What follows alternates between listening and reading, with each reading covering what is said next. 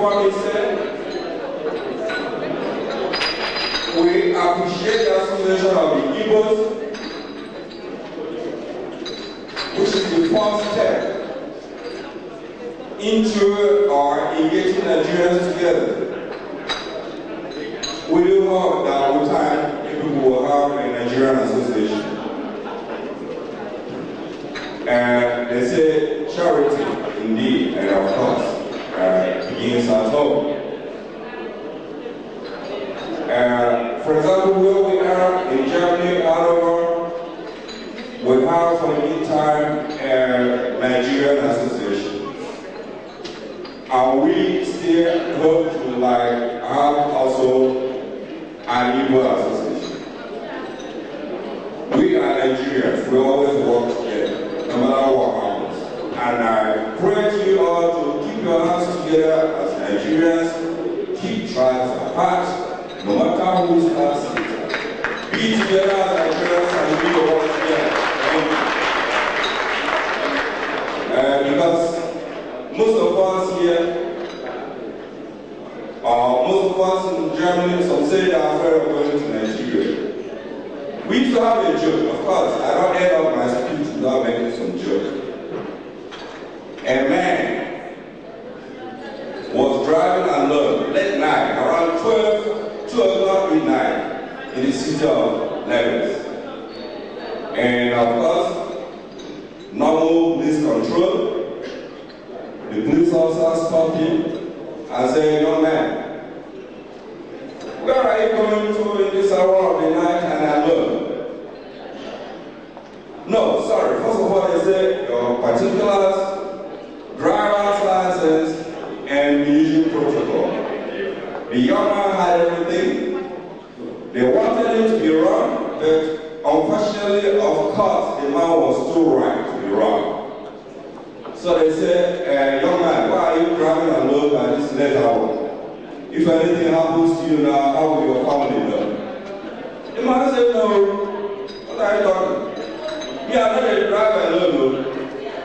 I deal with the Gabriel and the Thomas, named 4 angels, and our Lord Jesus Christ." And the policeman looked at him, "Okay, you think you're wise. So you deal with 4 angels in your car, plus Jesus Christ. So I can charge you for alone." So give me a lot of applause, ladies and gentlemen. And on behalf of the people that left in Germany, and my little presence here, I break the color. I join you in breaking the color with the sum of 50,000%. Thank you. And please, we are going to present membership certificates. We forgot to tell people that we are launching a magazine. It's an oversight. So we are going to launch the magazine at the same time. But this one is exclusively for the members. After the presentation of the certificate and the launching of the audience magazine, we are now going to call on the committee to come and help us launch this wonderful magazine. Nigeria, question.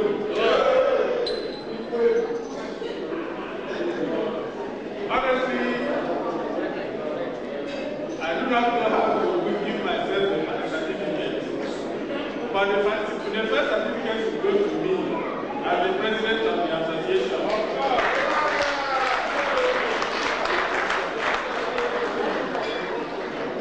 And at the same time, I'm going to launch the magazine on behalf of myself and myself.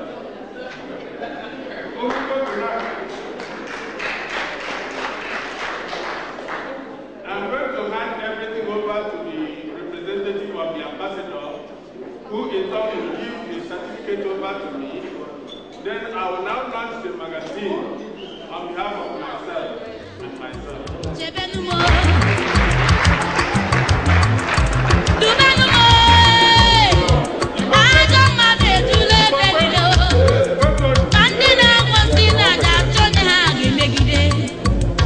Jehovah, Jebenumo, Anna Lenobio.